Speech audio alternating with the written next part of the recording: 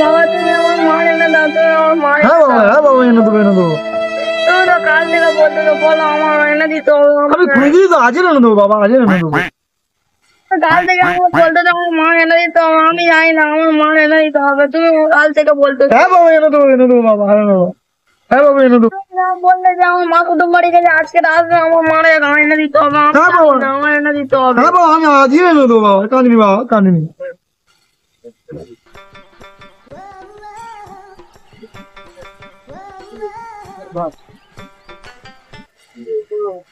কাঁদিনি, কাঁদিনি, কাঁদিনি, মারে এনে দিয়ে কাঁদিনি, মারে এনে দিয়ে কাঁদিনি।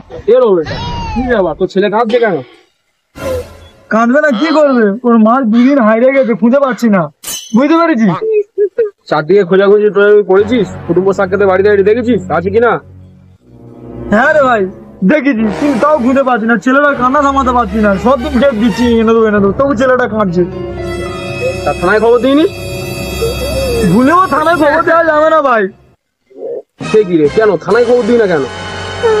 আরে ভাই বলিনি, 1 মাস আগে বাইক চুরি গেছিল, আমি বাইকে রিপোর্ট করতেছি, যেদিনে চুরি গেছে সেই দিনেই খুঁজে বার করতেছে। দেশ আলাদা 5 দিন, ওই থানার পুলিশরা 5 দিন বাইকটা চাইলে 5 দিন বাদ আমার ফেরত দিতে।